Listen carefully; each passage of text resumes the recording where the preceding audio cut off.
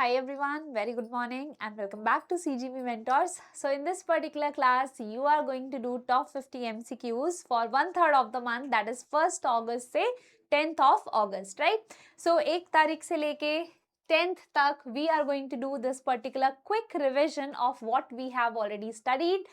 One time we have already revised also. So let us see that one by one. अच्छा, यहाँ पे आपको सिर्फ एक काम करना है. Meanwhile, I will read out the question to you. I would expect कि आप अपने मन में एक जवाब ढूंढ लें. ठीक है, सवाल तो मैं ही बताऊंगी आपको, पर आप अपने मन में एक जवाब ढूंढ लें कि हाँ भाई इस सवाल का क्या जवाब होगा. Right, so that's what I expect from you. चलो तो शुरुआत करते हैं नंबर 1 से. अभी आपका एक national credit guarantee trustee company limited, उन्होंने कहा बैंक्स को कि देखो हमने आपके लिए एक फंड बनाया था कि अगर आपने माइक्रो फाइनेंस इंस्टीट्यूशंस को फंडिंग दी, राइट, एमएफआई को फंडिंग दी और उन्होंने पैसा वापस नहीं किया, तो हमारे पास एक फंड ट्रस्ट है. हमारे पास क्या है? एक फंड ट्रस्ट है, वहां से हम पैसा आपको निकाल के दे देंगे, कॉम्पनसेट कर देंगे. लेकिन शर्त यह है कि 20,000 करोड़ के इस फंड में से आपको एक स्पेसिफिक परसेंटेज देना पड़ेगा small and mid size MFI को. किसको देना पड़ेगा? Small and mid size MFI को. तो ये कितना शेयर होगा? राइट, ये कितना शेयर होगा? 5%, 10%, 12%, 15% या फिर 20%. That's what they have said. Percentages are clear to you, right? तो यहाँ पे बेसिकली आपसे यही सवाल किया गया है. नाउ एक्सप्लेनेशन सोचते हैं और आई एम श्योर आपने अभी तक अपने मन में जवाब ढूंढ लिया होगा. So the correct answer is what? 15%. Yes, right, 15% is the correct answer. The reason being, पहले ये लिमिट्स इंडिविजुअली थी, पर अब ये लिमिट्स क्या कर दी गई हैं? कंबाइन कर दी गई हैं. But at the same time RBI ने कुछ रेस्ट्रिक्शन भी लगाया है. आरबीआई ने कहा है कि देखो हम चाहते हैं डियर बैंक कि तुम माइक्रो फाइनेंस इंस्टीट्यूशन को लोन दो, पर लिमिट के साथ में दो. ठीक है, ऐसा नहीं कि भाई अंधा पैसा खर्चा कर दिया. तो यहाँ पे देखो क्या कहा है, मैक्सिमम अमाउंट ऑफ लोन जो बैंक दे सकता है is capped at 20% of assets of NBFC MFI. भाई उसके पास में जितनी चादर है उसके हिसाब से ही तो पैसा दोगे. सो 20% ऑफ द एसेट्स, जितनी उसके पास एसेट है उसका 20%. एंड अमाउंट में भी एक लिमिट बताई है, right? So what is that limit? 100 crore to small size, 200 crore to medium size and 1000 crore for the large size. ठीक है, सो इन सभी को इनके हिसाब से आप देंगे. अच्छा, small size, large, medium size और लार्ज साइज कौन से एमएफआई होते हैं, कौन से माइक्रो फाइनेंस इंस्टीट्यूशन होते हैं? तो जिसके पास एसेट 500 करोड़ तक की, राइट, 500 से 2000 करोड़, 2000 करोड़ से ज्यादा. Remember that I have taught you this in the class, right? So that is the classification over here. अच्छा, फिर इन्होंने बात की कि digital personal data, this is question number 2 guys, question number 2. Digital personal data protection act 2023 में आया. अब digitally तो हम सबका डेटा स्टोर होता है. अगर कभी डेटा ब्रीच हो गया, राइट, तो पेनल्टी तो लगानी पड़ेगी ना. तो मैक्सिमम पेनल्टी क्या है भाई? अगर किसी इंस्टीट्यूशन से हमारा जो डेटा है वो ब्रीच हो गया, सो what is the maximum penalty? Option A 50 crore, 100 crore, 150 crore, 200 crore और 250 crore. Have you thought about the answer कि कितनी पेनल्टी लगेगी अगर आपका डेटा ब्रीच हुआ तो? Think about it, think about it.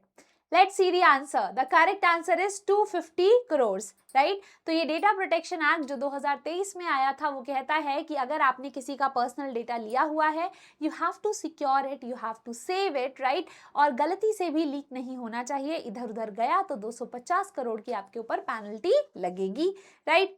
Okay, now let's talk about question number 3. Question number 3 में हम बात करेंगे भाई कौन सी स्कीम है ये. Late me see that. So interest subvention scheme है एथेनॉल प्रोजेक्ट्स के लिए. दैट मीन्स कि भाई अगर आप एथेनॉल वाली फैक्ट्री वगैरह लगा रहे हो और आपको भाई लोन तो लेना पड़ेगा, you are paying interest, right? So for that interest we will give you a subsidy कि भैया अगर तुम्हारा 7% इंटरेस्ट है तो 3% हम दे देंगे, 4% तुम दे देना. तो सरकार ने इसके लिए सब्सिडी दे रही है 6% per annum और 50% of the interest charge whichever is lower. 6% per annum और 50% of the interest charge whichever is lower. ठीक है, कितने समय के लिए ये बेनिफिट अवेलेबल होगा? ये आपका सिंपल सा सवाल था. 3 साल, 4 साल, 5 साल, 6 साल या फिर 7 साल. अब सोचो, मेरे दिमाग में आ रहा है कि 5 साल है कि 6 साल है. I am confused in it, right? मुझे ऐसा याद नहीं आ रहा है कि 5 है या 6 है. लेट अस कंफर्म कितने टाइम के लिए ये बेनिफिट अवेलेबल है? So the correct answer is 5 years। तो जितने भी लोगों ने 5 साल सोचा था एथेनॉल प्रोजेक्ट में इंटरेस्ट सबवेंशन की सब्सिडी के लिए, they are right. Union government ने कितना अप्रूव किया है भाई? 4687 crore in interest subsidies. The government has already release 2075 crore. अच्छा, ये 2075 करोड़ इतना जरूरी नहीं है मेरे लिए जितना कि नाम जरूरी है। कौन है भाई? ये नाबार्ड, राइट। तो इम्प्लीमेंटेशन एजेंसी कौन है इस इंटरेस्ट सबवेंशन की?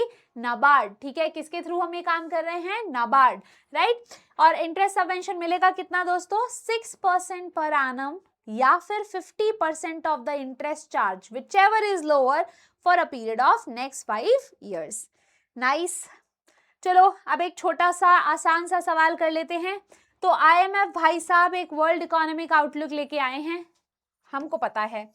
अच्छा, ऐसी ही एक रिपोर्ट आपकी वर्ल्ड बैंक की भी आती है ना, ग्लोबल इकोनॉमिक आउटलुक। क्या? Global economic outlook. IMF की आ गई वर्ल्ड इकोनॉमिक आउटलुक, ठीक है। इन्होंने कहा कि भाई हम जो है इंडिया का जो GDP है 5.1 ट्रिलियन पहुंच जाएगा। वही तो हम चाहते हैं कि 5.1 ट्रिलियन पहुंच जाए, 5 ट्रिलियन से ऊपर चला जाए, ये तो हमारी चाहत है, ठीक है। IMF कह रहा है कि कब पहुंच जाओगे? क्या प्रोजेक्शन है दोस्तों? 26-27, 27-28, 29-30, 30-31, 28-29, कब तक पहुंचेंगे? माई गेस इज शायद यहां पे भी मैं अगेन आपको 50-50 में 2 ऑप्शंस देती हूँ। मुझे ऐसा लग रहा है या तो 28-29 या फिर 27-28। What do you think? दोनों में से कौन सा सही ऑप्शन होगा? लेट अस सी IMF क्या प्रोजेक्ट कर रहा है। Let's see that. So IMF is saying कि आप 28-29 तक पहुंच जाएंगे 5.1 ट्रिलियन पे। कौन कह रहा है? IMF। क्या कह रहा है? 2028-29 तक आप पहुंच जाएंगे 5.1 ट्रिलियन में, ठीक है। There is nothing else that is important over here. Now let's talk about this. So this is question on the India Special Economic Zone. मैंने आपको बताया था ना कि हमने इस तरीके के एरिया बनाए हैं जहां से आप आसानी से बाहर से इंपोर्ट कीजिए, ड्यूटी फ्री रहेगा, फिर आप एक्सपोर्ट कर दीजिए, इंडिया का एक्सपोर्ट बढ़ेगा, लेकिन हम मानेंगे कि ये इंडिया से बाहर का एरिया है। इसको कहते हैं स्पेशल इकोनॉमिक जोन, जो हम अपने एक्सपोर्ट्स को बढ़ाने के लिए यूटिलाइज करते हैं, ठीक है। तो यहाँ पे कहा है कि which state recorded highest exports in financial year 25-26। बताओ भाई, कौन से स्टेट ने सेज से स्पेशल इकोनॉमिक जोन से सबसे ज्यादा एक्सपोर्ट्स किया 2025-26 में? आंखें बंद करके, कर्नाटक है, महाराष्ट्र है, तमिलनाडु है, गुजरात है या तेलंगाना है? आंखें बंद करके याद है मुझे ये। अब अगर मेरा पोपट नहीं हुआ, that should be a good thing, ठीक है। मुझे बिल्कुल 100% याद है that it could be Gujarat, ठीक है। ये क्या हो सकता है? Gujarat. So let's see that this is Gujarat, ठीक है। तो सेज से अगर मैं एक्सपोर्ट्स के बारे में बात करूंगी, if I will ever talk about exports from the sage, it would be Gujarat, ठीक है, फॉलोड बाय योर कर्नाटक, ठीक है भाई। फॉलोड बाय वाली बात तो चलो ठीक है, बट टॉप पे कौन है? गुजरात। अच्छा, गोबर्धन स्कीम आई है भाई बायोगैस बनाने के लिए। तो circular bio energy, productive use of organic waste. आपसे ओ लेटर का मतलब पूछा जा रहा है कि गोबर्धन में ओ का मतलब क्या है? ऑर्गेनिक, ऑप्टिमाइज्ड, ऑपरेशनल, आउटले या फिर ऑर्गेनिक बेस्ड। अब यहाँ पे इन्होंने गड़बड़ कर दी है, राइट। ओ के बाद में बी भी है, so whether it is organic based or organic, let's find out. So the correct answer is organic. Gobardhan galvanisation, organic bio agro resources Dhan, bio agro resources Dhan, B for bio agro resources Dhan. याद रखिएगा total outlay कितना है दोस्तों? 23,731 करोड़, 23,731 करोड़। इसको export promotion mission के outlay से correlate करना मत भूलना। You need to tell me कि एक्सपोर्ट प्रमोशन मिशन का आउटले कितना है। याद करो, मुझे बताओ, ठीक है। इन दोनों को जब आप कंपेयर करोगे तब आपको समझ में आएगा कि गोबर्धन स्कीम का आउटले कितना है? 23,731 crore. At the same time you need to tell me कि एक्सपोर्ट प्रमोशन मिशन का आउटले कितना है। अच्छा, इंप्लीमेंटेशन कब से कब तक का हुआ है? 26-27 से 35-36 तक। लंबी दूर की सोच रहे हैं हम, 26-27 से। अब देखो 25-26 से तो हो नहीं सकता, जो बात चली गई है उसके बारे में कैसे बात करेंगे? बीता हुआ समय हम कभी सही थोड़ी कर सकते हैं, तो आने वाले समय के बारे में बात कर सकते हैं। 26-27 से 35-36 तक, ठीक है, 35-36 तक, ठीक है। Now let's talk about the government has extended PM E-Drive scheme by 1 year beyond its original implementation, ठीक है। 1 साल और एक्सटेंड किया है दोस्तों कब तक अब वैलिड रहेगी? मार्च 27, सितंबर 27, मार्च 28, दिसंबर 27 या फिर मार्च 29? What is the correct option as per you? Let me choose one option, ठीक है।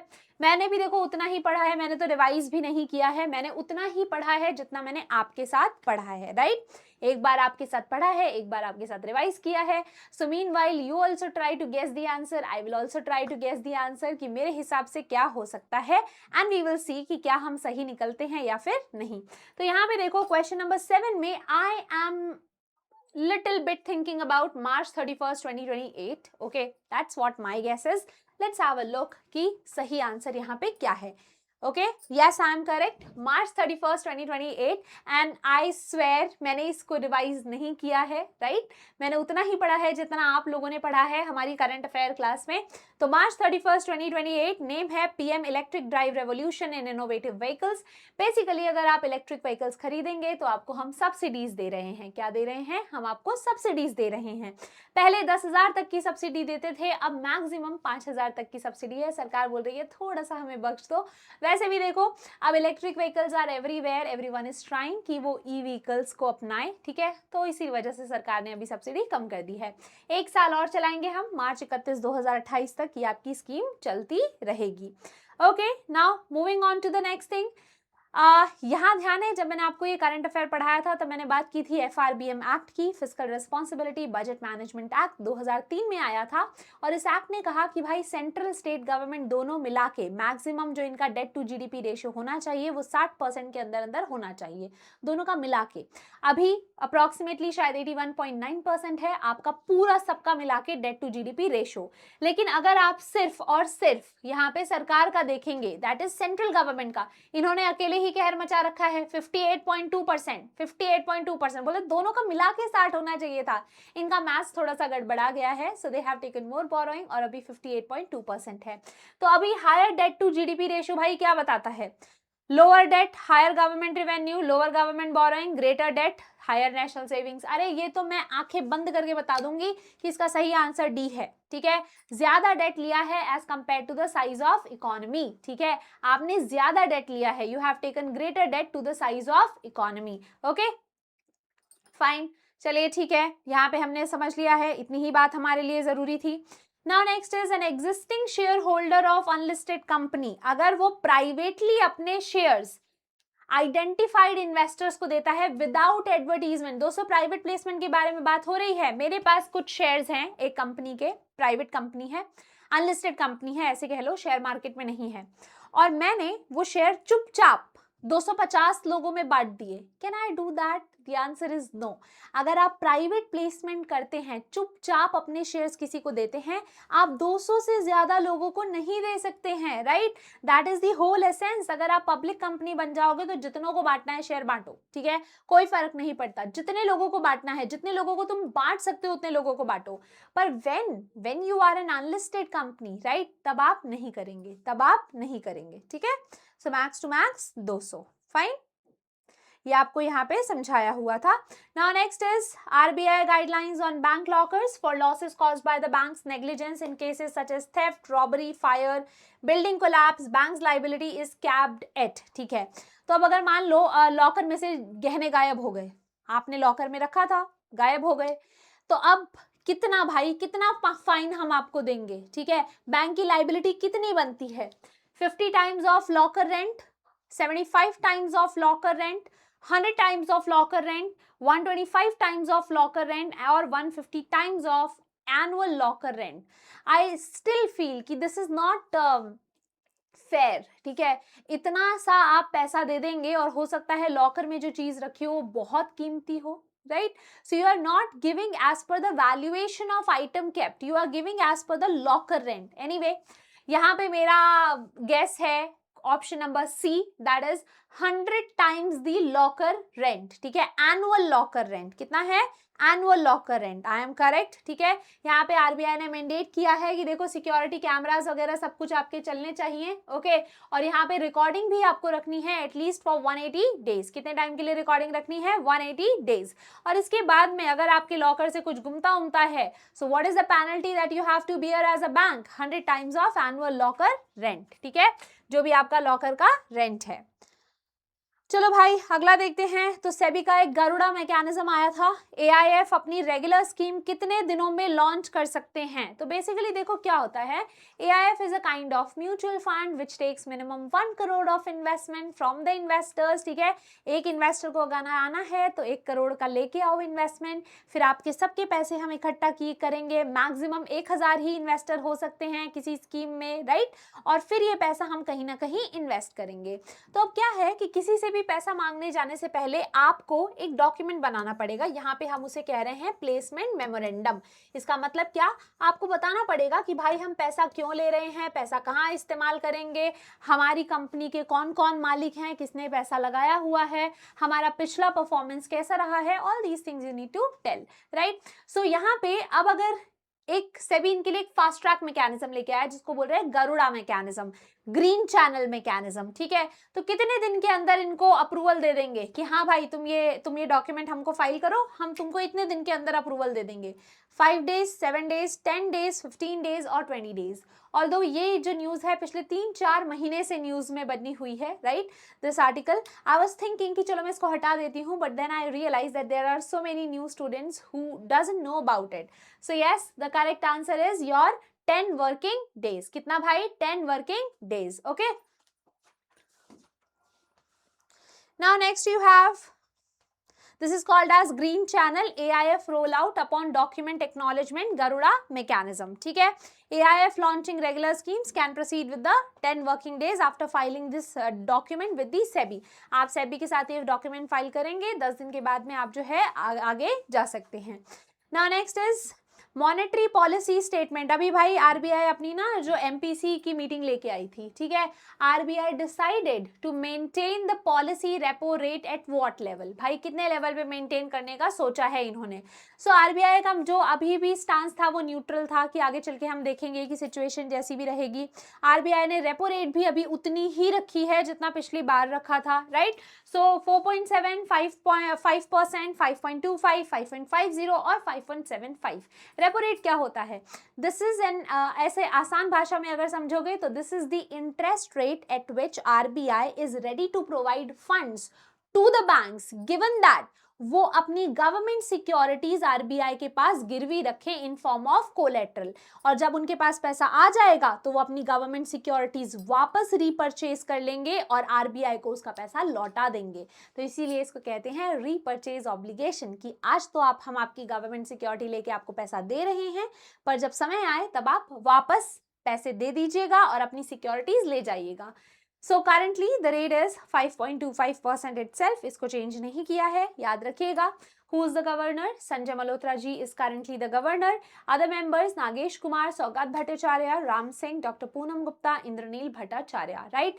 Who is the member who is responsible for monetary policy in the RBI? Who is also a deputy governor? That is Dr. Poonam Gupta, ठीक है। कौन है वो? Doctor Poonam Gupta.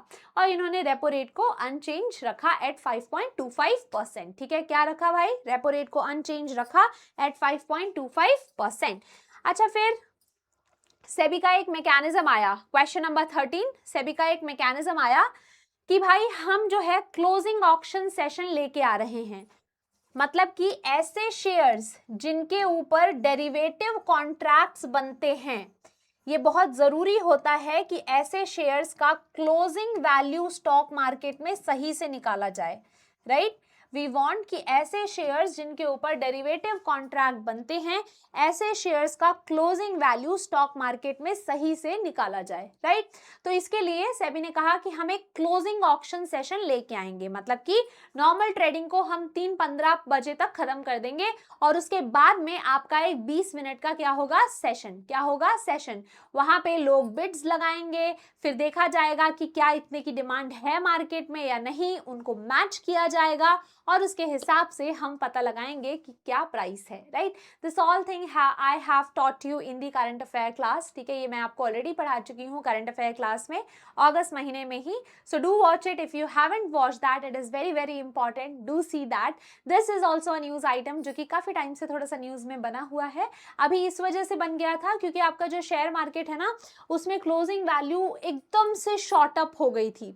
तो SEBI has to provide a clarification कि नहीं नहीं कुछ गड़बड़ नहीं है, तो इसीलिए ये वापस से न्यूज में था। यहाँ पे करेक्ट आंसर क्या होगा आपका 315 से 335, ठीक है, क्योंकि लास्ट के 5 मिनट्स में ऑर्डर मैचिंग होगी।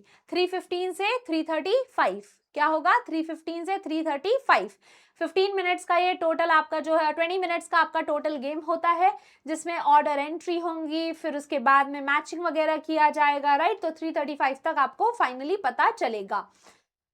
Now next is RBI Central Repository of Information on Large Credit। अब ये क्या है, एक रिपोजिटरी। रिपोजिटरी का मतलब क्या होता है, जिसके पास डेटा रहता है, राइट। तो ये क्रेडिट डेटा कौन से बोरोवर्स का मॉनिटर करते हैं, ऐसे कौन से बोरोवर हैं, उन्होंने कितना अमाउंट ऑफ लोन लिया है पूरे बैंकिंग सिस्टम से, कितना पैसा लिया हुआ है पूरे बैंकिंग सिस्टम से, जिनको हम मॉनिटर करते हैं। 1 करोड़ तक, 2 करोड़ तक, 5 करोड़ तक, 10 करोड़ तक या 25 करोड़ तक। That is the question. Now this kind of thing that appears many of the times in circulars and exams, very important, right? तो RBI का Central Repository Information on Large Credits, हम ऐसे borrowers का डेटा रखते हैं जिन्होंने पूरे banking system से एटलीस्ट 5 करोड़ बोरो किया है। कितना बोरो किया है, 5 करोड़। तो अगर भाई इतना बोरो कर रखा है तो आपका डेटाबेस मेंटेन किया जाएगा, you be aware about it, right. Now next is export promotion mission आ गया दोस्तों। कौन सा institution is designated as implementation agency for interest subvention support. Export promotion mission है तो कौन सी एजेंसी को हमने इंप्लीमेंटिंग एजेंसी बनाया है कि भाई इंटरेस्ट सबवेंशन है, लोग कह रहे हैं कि आप हमें फायदा दे रहे हैं, तो कौन सा इंस्टीट्यूशन हमारी बात सुनेगा, आरबीआई, एक्सिम बैंक, सिडबी और योर नाबार्ड या फिर department of commerce. What I have studied, क्या पढ़ा है हमने, याद करने की कोशिश करो। If it is export promotion mission है तो मुझे तो लग रहा है एक्सिम बैंक होगा, right? That is the easiest guess we can make. Now let us see whether we are correct or not. So the yes correct answer is Exim Bank, Export Import Bank. अगर बात export promotion mission की होगी तो यही bank है जो आपका implementing agency बनेगा, ठीक है। इंटरेस्ट सबवेंशन किसी को भी मांगना है, किसके पास जाएंगे, एक्सिम बैंक के पास। Okay, now next is as part of its capital market reforms, SEBI extended time allowed for the largest listed companies to achieve the mandatory 25% public share holding. अब देखो सेबी कहता है कि अगर आप एक पब्लिक कंपनी हो, अगर हमने कहा है कि भाई हम एक दयावान कंपनी है तो दया दिखाओ ना, राइट। सो सिमिलरली यहाँ कहा गया है that if you are a public company, so in your company at least 25% shares has to be held by public. तो अब मेरे को ये समझ में आया कि पब्लिक क्या होता है, what is public. So anyone who is not promoter of the company या फिर प्रमोटर ग्रुप से नहीं जुड़ा है। प्रमोटर कौन होते हैं, who have started this company, who have taken all the pain, like Mukesh Ambani, ठीक है। जैसे कि मुकेश अंबानी जी, उन्होंने बहुत सारा दुख दर्द उठाया रिलायंस को खड़ा करने में, सो ही इज अ प्रमोटर। अब उनके अलावा अगर किसी के पास शेयर्स हैं तो हम उनको कहते हैं कि भाई आप जो है पब्लिक हो, राइट। सो अब अगर उनकी फैमिली के पास शेयर्स हैं, so that is again comes under the promoter group. Public मतलब anyone apart from promoter and promoter group. तो काफी सारी बड़ी कंपनीज कहती हैं कि देखो हमारे लिए पॉसिबल नहीं है एकदम से इतने सारे शेयर्स मार्केट में ऑफलोड कर देना, मार्केट में हम ऐसे शेयर्स बांट नहीं सकते हैं जनता को, अदरवाइज हमारे शेयर्स के दाम गिर जाएंगे। तो इसीलिए सेबी ने अभी क्या कहा है कि चलो हम तुमको समय देते हैं। कितना समय दिया, 5 साल, 7 साल, 8 साल, 10 साल या 12 साल, what is your guess. So over here the correct answer is your 10 years. कितना, 10 years is the answer.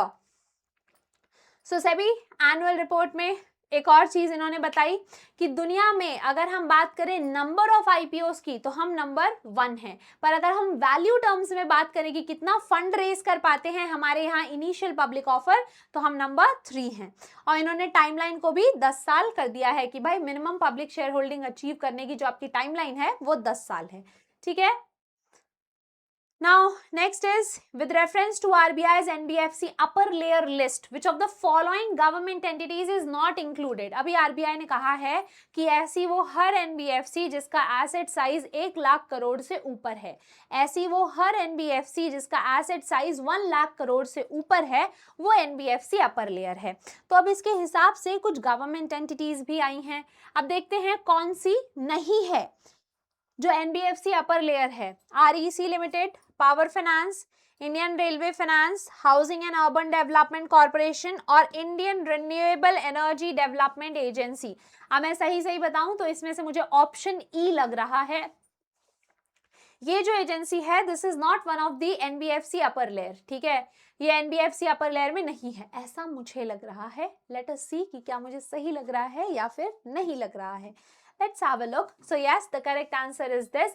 बाकी की एजेंसीज जो हैं वो आपके अपर लेयर में आती हैं, जैसे REC लिमिटेड, पावर, ये रूरल इलेक्ट्रिफिकेशन कहा जाता था पहले इसे, अब REC, power finance, Indian railway finance corporation and हुडको, राइट, ये एंटिटीज गवर्नमेंट के साइड से NBFC अपर लेयर में हैं। पहले सरकारी कंपनीज क्या है ना अपर लेयर में आती नहीं थी, RBI ने उनको ये छूट दे रखी थी कि भाई सरकारी कंपनी है बेस लेयर में ही रहने दो, बेस मिडिल लेयर में ऊपर नहीं आएंगी, इन पे ज्यादा नजर रखने की जरूरत ही नहीं है, सरकार की है क्या बात है, ठीक है। पर अब RBI ने कहा है कि नहीं, आपसे ये प्रिविलेज हम ले रहे हैं, now you will also come in the upper layer, ठीक है, आप पे भी इंक्रीज मॉनिटरिंग होगी। Good step I would say. Now next is SEBI ने एक ऑनलाइन पोर्टल लेके आए हैं रेगुलेट करने के लिए इंटरमीडियरीज की वो अपनी एप्लीकेशंस, फीस और रेगुलेटरी कंप्लायंस को टाइम पे पूरा कर लें। अब जैसे आपके इन्वेस्टमेंट एडवाइजर्स हैं, है ना, तो उन्हें कुछ अप्लाई करना है, कोई फीस देनी है, तो भाई कोई पोर्टल वोटल तो होना चाहिए ना, कहाँ करेंगे ये सब, where they are going to do it. So Sarathi portal, Setu portal, Pravah portal, Mitra portal और समर्थ पोर्टल। मुझे तो ब्रिज जैसा याद आ रहा है, आई रिमेम्बर, शायद हम इस बारे में बात कर रहे थे कि इंटरमीडियरीज हैं तो कोई ब्रिज बनाना पड़ेगा ताकि अप्लाई कर सकें, फीस दे सकें, रेगुलेटरी कंप्लायंसेस फॉलो कर सकें, तो इसके लिए हमने कुछ तो ब्रिज जैसी बात की थी। तो I feel like my guess is Setu portal, I feel so कि आप लोगों का भी गेस शायद वही होगा। Let's have a look. Yes, the correct answer is Setu portal, right.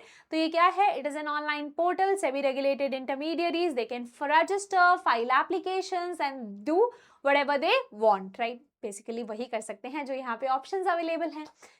Now next is SEBI और IEPFA investor education protection fund, इनका एक इनिशिएटिव है कि डियर इन्वेस्टर्स, जो तुम अपने शेयर्स के और डिविडेंड के पैसे भूल गए थे जो हमने इस फंड में डाल दिए थे, तुम वापस ले सकते हो। सच अ नाइस स्टेप, राइट। मुझे तो ऐसा लगता है कि ये लोग कौन होते हैं जो अपनी चीज़ों को क्लेम करना भूल जाते हैं, राइट, इनका शेयर्स और डिविडेंड वगैरह अनक्लेम्ड रहते हैं, I don't know from where they come, but anyway अगर ऐसा होता है, किसी भी रीजन से आप भूल गए हैं, आप रिक्लेम करना चाहते हैं, बिल्कुल कर सकते हैं।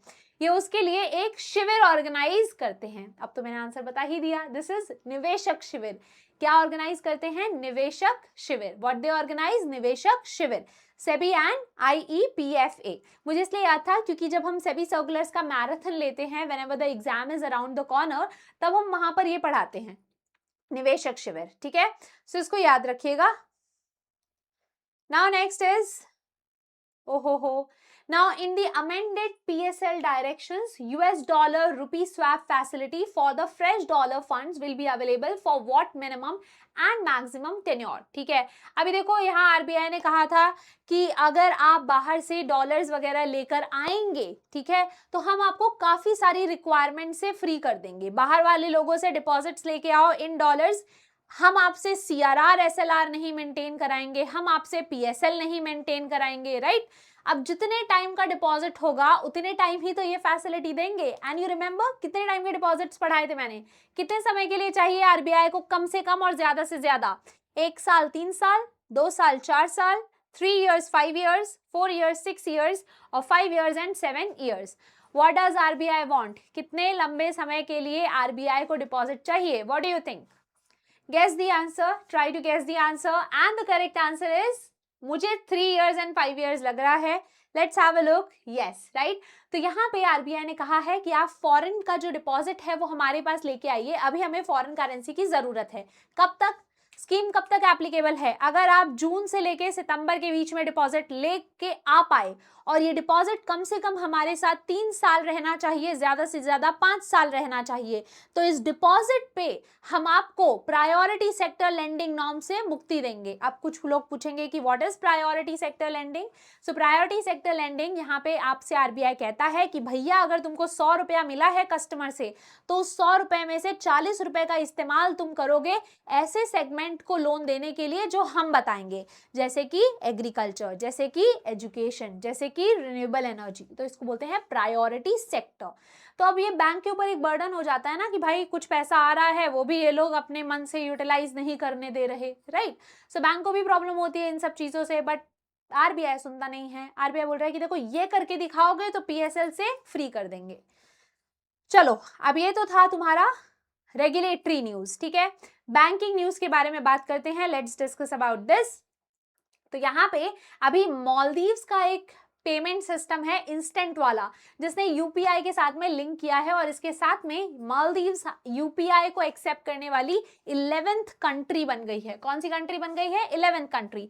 तो बड़ा आसान सा सवाल पूछा है कि भाई वो नाम बता दो, मालदीव्स का जो इंस्टेंट पेमेंट सिस्टम है उसका नाम बता दो। बीएमएल पे, धिरागू पे, ऑडियो मनी, फवारा और एमआईबी पे। अब जो लोग मेरे साथ डेली करंट अफेयर पढ़ते हैं, they will remember it in one go.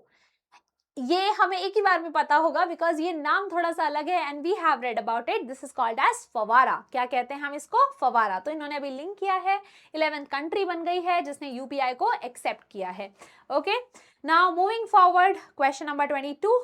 कौन सी कंपनी ने इंडिया का पहला digital insurance surety bond launch किया है in partnership with new India assurance? Digital insurance surety bond, यहाँ पे national payment corporation, e governance services, SIDBI, NABARD, insurance information bureau of India. ठीक है, पहला डिजिटल इंश्योरेंस श्योरिटी बॉन्ड, बताओ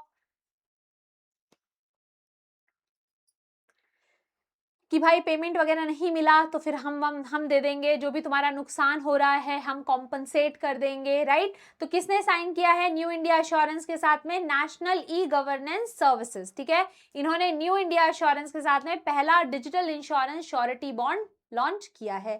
ठीक है, ईपीएफओ में देखो, EPF member ID is a unique alpha numeric identifier जो कि स्पेसिफिक एम्प्लॉयर से जुड़ी हुई है। देखो, एक तो आपका यूनिवर्सल नंबर होता है, पर एक होता है कि अगर मान लो आज मैं किसी के साथ काम कर रही हूँ, कल मैं किसी और के साथ काम कर रही हूँ, so employer to employer that number will differ. Apart from that my universal number will remain the same. तो भाई उसमें कितने कैरेक्टर्स हैं ईपीएफ मेंबर आईडी में? जो एम्प्लॉयर टू एम्प्लॉयर लिंक्ड है 18, 20, 22, 21 और 26, सॉरी 24 इज द ऑप्शन। ठीक है, so 18, 20, 22, 24 और 26. What is the correct option? So the correct option is 22. EPF number जो एक स्पेसिफिक एम्प्लॉयर से जुड़ा है वो 22 डिजिट का होता है। यूनिवर्सल अकाउंट नंबर जो आपका यूनिवर्सल नंबर होता है, राइट, वो आपके सारे अकाउंट्स को ट्रैक करता है, दैट इज 12 डिजिट। अब इसको याद कैसे रखेंगे? देखो, जब जैसे ही कुछ एक एडिशनल इंफॉर्मेशन जुड़ जाती है तो नंबर्स हमेशा बढ़ जाते हैं। तो यहाँ पे देखो अब कितने नंबर्स हो गए? 22 digits, because an additional information has been added. Okay, now as per the EPFO rules, an EPF account generally becomes inoperative after how many years following the retirement? Permanent migration या फिर death, subject to applicable condition. अब देखो, एक बार अगर retirement हो गया तो अब ईपीएफ अकाउंट चलता थोड़ी रहेगा, है ना।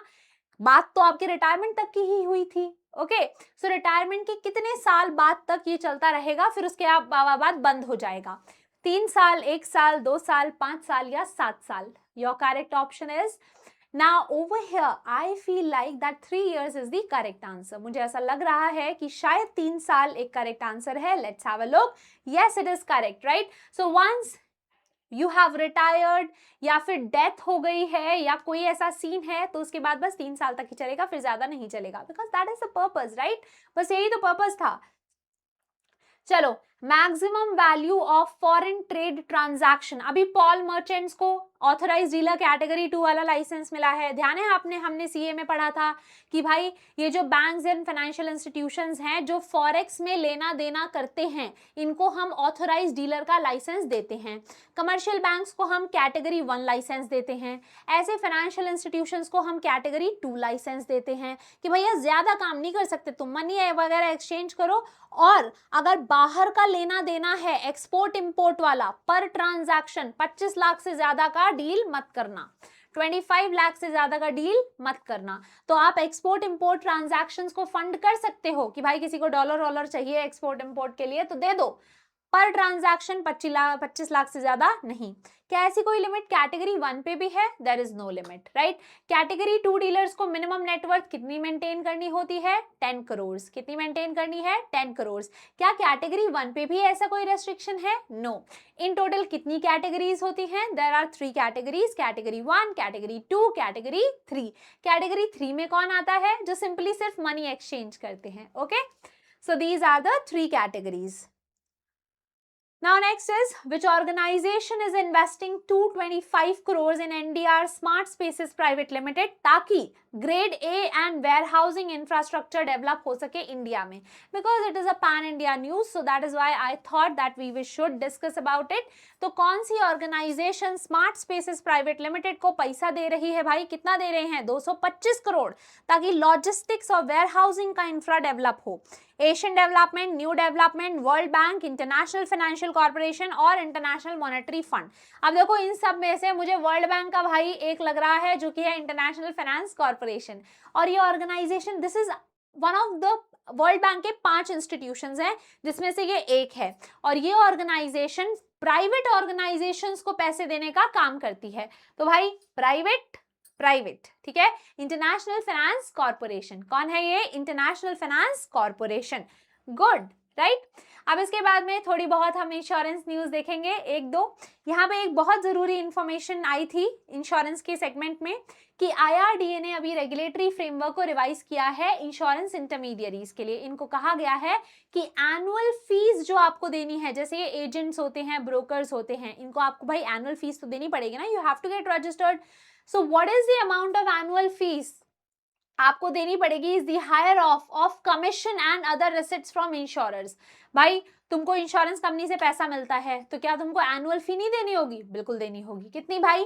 5,000 और 0.02%, 7,500 और 0.03%, 10,000 और 0.04%, 12,500 और 0.05%, 15,000 और 0.10%. Now I am siding with 10,000 और 0.04%. किसे साइड कर रही हूं मैं? 10,000 और 0.04%, right?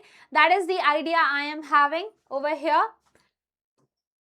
तो यही आपका करेक्ट आंसर है। इनको कहा गया है कि भैया 0.04% ऑफ कमीशन जो आपको इंश्योरेंस कंपनी से मिले, या 10,000, ठीक है, इतना जो है आपको हमारे पास में एनुअल फीस जो है वो जमा करानी पड़ेगी।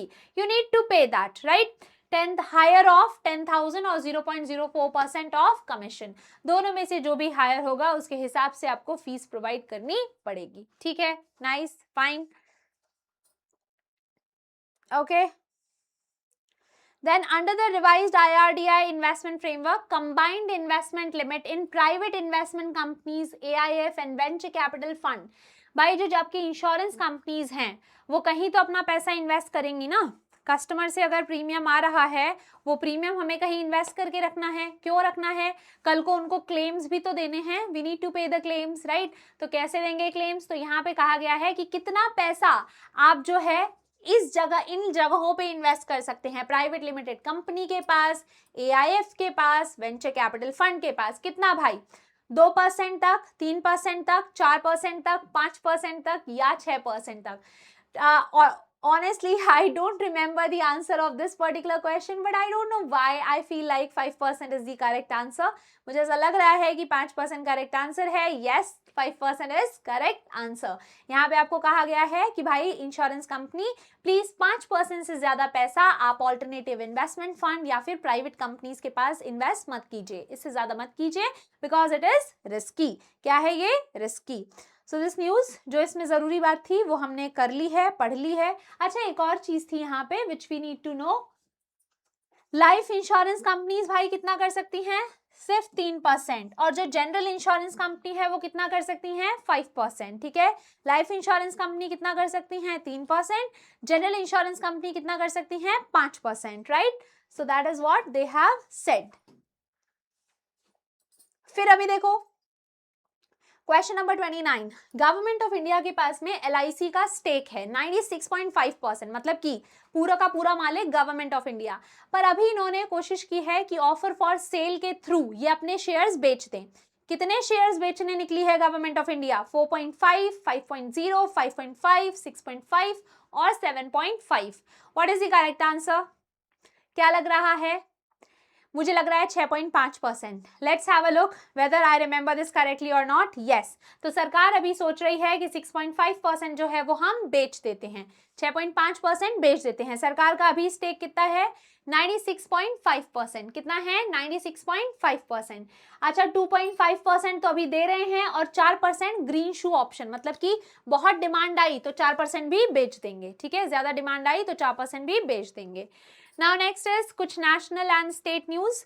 तो भाई GI टैग के हिसाब से कौन सा ऐसा स्टेट है जिसके पास highest number of GI tagged products हैं, किसका स्कोर GI टैग में ज्यादा चल रहा है, तमिलनाडु, महाराष्ट्र, कर्नाटक, यूपी, वेस्ट बंगाल। देखो कहीं भी अगर नंबर्स की बात हो ना, सो आई फील सो कि यूपी अपने आप ऑटोमेटिकली आगे आ जाता है, right. So in this particular scenario I feel like UP is the correct answer. Yes, UP सबसे आगे है 81 प्रोडक्ट्स के साथ, देन तमिलनाडु बहुत क्लोज इनफ है 76 प्रोडक्ट्स के साथ, and then it is Maharashtra. Next देखते हैं ग्लॉलेक। ग्लॉलेक नाम से पता चल जाना चाहिए, कामलांग टाइगर रिजर्व के पास में 101st रामसार साइट है। रामसार कन्वेंशन कब साइन किया गया था, you need to tell me in the comment section. Ramsar is a city in Iran, जो कि वेटलैंड्स को बचाने के लिए हमने रामसार कन्वेंशन साइन किया गया था। ठीक है, ग्लॉलेक हमारी 101वीं रामसार साइट बनी है और ये इस स्टेट की पहली रामसार साइट है। आसाम, सिक्किम, अरुणाचल, मेघालय और Nagaland, which one of the following is correct, and the correct answer is your Arunachal Pradesh. ठीक है, कौन सा है, Arunachal Pradesh. Glow lake is the first site, first Ramsar site of Arunachal Pradesh. Now following, let's see question number 32। तो एक मिथिला मखाना का पहला एक्सपोर्ट हुआ है, it is a GI tagged product. इसका कहाँ एक्सपोर्ट किया है भाई, ऑस्ट्रेलिया में। मिथिला मखाना, मिथिला पेंटिंग भी होती है, राइट। एंड मुझे ऐसा लगता है बड़ा ही आसान सवाल है, रखा ही क्यों है, इट डजंट मैटर। मिथिला का नाम आ जाएगा, मिथिलांचल का नाम आ जाएगा तो बिहार का नाम आ जाएगा। So yes, first export of GI tag product, और कौन सी स्टेट से है, आपके बिहार से। ठीक है, कहां से है, बिहार से। नाउ नेक्स्ट इज कुछ MOUs के बारे में बात करते हैं। तो मिनिस्ट्री ऑफ आयुष ने अभी पार्टनरशिप की है ताकि वो AI इनोवेशन को एक्सेलरेट कर सके कि भाई AI और आयुष कैसे आगे जा सकते हैं। तो किसके साथ साइन किया है, India AI, digital India, national health mission, semiconductor mission और आयुष्मान भारत डिजिटल मिशन। किसके साथ साइन किया है, मिनिस्ट्री ऑफ आयुष ने इंडिया AI के साथ। किसके साथ साइन किया है भाई, इंडिया AI के साथ में, so that promoting artificial intelligence innovation in the Ayush sector. बस इतना याद रखना कि आयुष सेक्टर में हम आर्टिफिशियल इंटेलिजेंस को बढ़ावा देना चाहते हैं, and India AI and ministry of AYUSH are coming together for that. Now next is you have CDAC। CDAC has signed a collaboration, कौन सी ऑर्गेनाइजेशन के साथ भाई, for disaster management, geo science, mineral exploration, इस सबको आगे बढ़ाने के लिए। Geological survey, space research ISRO, national remote sensing CSIR, या फिर नेशनल डिजास्टर मैनेजमेंट अथॉरिटी। अब मुझे तो देखो डिजास्टर मैनेजमेंट का नाम आया है, एडवांस टेक्नोलॉजी, ठीक है, ये CDAC तो खुद ही कंप्यूटेशन और एडवांस टेक्नोलॉजी पे काम करता है, तो मुझे लगता है इनको साइड करना चाहिए NDMA के साथ। किसके साथ साइड करना चाहिए, NDMA के साथ, right. So CDAC has signed this particular collaboration, किसके साथ साइन किया, ओ शिट, GSI के साथ साइन किया है, NDMA नहीं है दोस्तों। यहाँ पे एक सवाल गलत हो गया, स्कोर हो गया 0 में, oh shit. Now CDAC and geological survey of India, वैसे मुझे लग रहा था कि भाई डिजास्टर है तो NDMA आ जाना चाहिए, but that was a trick question. GSI and CDAC, they have signed this particular MOU so that they can strengthen the collaboration in geoscience, disaster management and all of these things. Now next is science and technology. अभी एक Indian council of agriculture research ने एक first fully annotated telomere to telomere reference genome of pigeon pea develop किया था। मतलब कि पूरा एक कंप्लीट मैप बना दिया था इस पिजन पी का, ठीक है, जिसको भी चाहिए इसको यूज के लिए। तो इस वैरायटी का नाम क्या रखा? पूसा, आशा, मारुति, बहार और यूपीएएस 120। आई नो इट इज आशा, ठीक है, ये क्या है? आशा। ये पिजन पी का इन्होंने पूरा एकदम डीएनए डाइसेक्ट कर दिया है, एक चार्ट बना दिया है। इसका नाम हमने रखा है आशा, पॉपुलरली नोन एज अरहर और तूर दाल। क्या बोलते हैं? अरहर और तूर दाल, ठीक है। टेलियोमेर टू टेलियोमेर का मतलब एंड टू एंड मैप बना दिया है। ऐसा नहीं कि एक गली में जाके दूसरी गली में खो गए, नहीं, पूरा डीएनए का मैपिंग कर दिया है इन लोगों ने। Now next you have IIT Hyderabad and Crimson Energy Experts India Private Limited. इन्होंने अनुज्ञान लॉन्च किया है पहली बार। एकेडमिक्स, आईआईटी हैदराबाद और इंडस्ट्री, इन्होंने किस बारे में ये काम कर रहे हैं? Renewable energy, nuclear technology, space technology, hydrogen energy या फिर सेमीकंडक्टर टेक्नोलॉजी। सो मुझे यहाँ पे न्यूक्लियर याद आ रहा है क्योंकि मुझे ये याद आ रहा है कि इस न्यूज में लिखा हुआ था कि न्यूक्लियर प्रोफेशनल्स की हमारे यहाँ कमी है और हमें चाहिए कि हम इस पे और काम करें, right? So that is why nuclear technology is the correct answer, yes. फिर है आपका दोस्तों लिवेबल फ्यूचर। लिवेबल फ्यूचर, ध्यान है मैंने इसमें गलती भी की थी कि दोस्तों ऐसा जो कोई एक रिपोर्ट है living planet report and then you told me नहीं ये तो वर्ल्ड इकोनॉमिक फोरम का है, you remember that? So livable future report जहां पे एक्सट्रीम हीट की बात की गई, राइट, किसने रिलीज की? तो यहाँ पे हमारा करेक्ट आंसर क्या था? Asian development, world bank, international labour organization, monetary fund और UNDP. So the correct answer was World Bank, right? A livable future, a livable future इन्होंने लॉन्च किया था, ठीक है, कि भाई हीट वगैरह से जो है हमें काफी नुकसान हो रहा है। फिर एक वर्ल्ड डेवलपमेंट रिपोर्ट भी आई थी, promise of artificial intelligence, right? World development report promise of artificial intelligence किसने रिलीज की थी? वर्ल्ड बैंक ने। किसने रिलीज की थी? वर्ल्ड बैंक ने। अगेन वर्ल्ड डेवलपमेंट रिपोर्ट, ठीक है, कि भाई किस तरीके से AI could allow the developing countries की वो आगे और प्रोग्रेस कर सके। तो world development report, world bank. ऐसा लगेगा कि दोनों में वर्ल्ड वर्ल्ड है, नहीं नहीं गड़बड़ होगा, बट नहीं, अपने इंट्यूशन का भरोसा करना। वर्ल्ड डेवलपमेंट के बारे में कौन बात करेगा? World bank. वर्ल्ड डेवलपमेंट के बारे में कौन बात करेगा? World bank, right? That's how you need to remember it. फिर कुछ अवार्ड्स के बारे में बात कर लेते हैं दोस्तों। Traditional Dhimsa dance Guinness world record में आया है फॉर लार्जेस्ट परफॉर्मेंस। कहां से है? उड़ीसा, छत्तीसगढ़, मध्य प्रदेश, झारखंड और केरला। कहां से है भाई? तो मुझे इसमें याद आ रहा है कि दो स्टेट्स का कंट्रीब्यूशन था। Originally from Orissa, performed in Andhra Pradesh, ऐसा मुझे याद आ रहा है। Let me see that. Yes, traditional ये डांस कहां से है? कोरापुट, उड़ीसा से, राइट? और deeply rooted in Andhra Pradesh also. Okay, फिर है जीवन रक्षा पदक अवार्ड्स 1961 में आए। तो कौन सी सीरीज के अवार्ड के साथ में? जीवन रक्षा मतलब भाई जान बचाने के लिए, वो जो रैट माइनर्स थे ना उनको ये अवार्ड दिया गया था। पता है आपको, नॉर्थ ईस्ट में वहां पे काफी बार फ्लड्स आ जाते हैं और ये बेचारे रैट माइनर्स जो कोल माइनिंग करते हैं वो फंस जाते हैं, तो जीवन रक्षा पदक अभी उनको दिया गया था। तो किसका ऑफ शूट है ये? अशोक चक्र, पीस टाइम में हाईएस्ट अवार्ड है ये, राइट? तो यहाँ पे मुझे लग रहा है Ashok Chakra is the correct answer. Am I right? Yes, Jeevan Raksha पदक किसका ऑफशूट है? अशोक चक्र का। इसके 3 कैटेगरीज हैं, सर्वोत्तम, उत्तम एंड जीवन रक्षा पदक, ठीक है। Now next is doctor M S. Swaminathan award environment protection के लिए 2 grass root women change makers को गया है for the environmental protection. Environmental protection award भाई इसका मुझे बिल्कुल आइडिया नहीं है, थोड़ा सा आइडिया दे लेके देखते हैं, but I don't know what is the correct answer over here. Let me have a look. So P Pechiammal and Govindammal, ठीक है, इनको एम.एस. स्वामीनाथन अवार्ड दिया गया है for the environmental protection. Okay, now next is which Indian physicist, इनको prestigious 2026 Dirac medal दिया गया है। यू नो आपका जो ट्रेडिशनल जो आपका थ्योरेटिकल फिजिक्स है उसमें इन्होंने कुछ कंट्रीब्यूशन किया है to know that how the जो आपका मैटर है वो एक साथ किस तरीके से इंटरैक्ट करता है। So the correct name is Deepak Dhar ji, ठीक है, इनको दिराक मेडल मिला है, ठीक है, क्या मिला है? दिराक मेडल मिला है for statistical mechanics and complex system पे इन्होंने स्टडी की है। Then you have who won the men's single title 22 Commonwealth Table Tennis Championship. भाई men's single title किसने जीता है? Men single title Commonwealth table tennis में. सो अंकुर भट्टाचार्य जी. ठीक है, यहाँ पे late me see who has won this. Ankur Bhattacharya. Women single किसने जीता है? यशस्विनी घोरपड़े. ठीक है, यशस्विनी घोरपड़े. ये कौन सा है भाई? Table tennis championship, commonwealth table tennis. Okay, फिर ICC men's ODI world cup कौन सी कंट्रीज जॉइंटली होस्ट करेंगे, जो कि 2027 में होने वाला है. ठीक है, mains ODI world cup cricket है भाई. South Africa, Kenya, Zimbabwe. South Africa, Zimbabwe, Namibia. South Africa, Namibia, Botswana. Zimbabwe, Namibia and Zambia. South Africa, Zimbabwe and Mozambique. I feel so E is the correct answer. Late me have a look.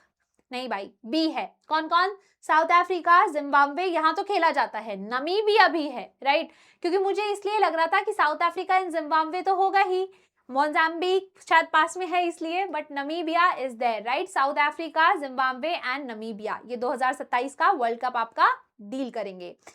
फिर extension दिया गया है chairman of international financial services centre authority beyond July 31. कौन है ये? IFSCA के जो ये चेयरपर्सन है यहाँ पे, के राजा रामन. ठीक है, के राजा रामन, इनको एक्सटेंशन दिया गया है. IFSCA के chairperson K Raja Raman. Okay, then you have one more who has been appointed as a judge of international tribunal for the law of sea. अब मुझे ये ना RBI गवर्नर के नाम से याद है, बिमल जालान जो पहले वाले गवर्नर थे, अभी हैं बिमल एन पटेल. ठीक है, कहाँ? जज of international tribunal for the law of sea. ठीक है, तो इनको अपॉइंट किया गया है Bimal N Patel. And then 17th session of conference of parties UN convention of combating desertification. इससे बचने के लिए कौन सी कंट्री में है भाई? कजाकिस्तान, मंगोलिया, उज्बेकिस्तान, किर्गिस्तान और तुर्कमेनिस्तान. मुझे कंफ्यूजन है मंगोलिया में एंड उज्बेकिस्तान में. Let's have a look. So Mongolia is the correct answer. UNCCD का कन्वेंशन आपका कहाँ हुआ है? मंगोलिया में. कहाँ हुआ है? मंगोलिया में, right. So that is it. These were the top questions that I was able to find for you for this particular 10 days. I hope you would have enjoyed it. I hope you would have tried to guess the answers. If you did, then please do not forget to like this particular video, watch this completely, and continue watching the current affairs at 10:30 AM with me. So bye bye. Thank you so much.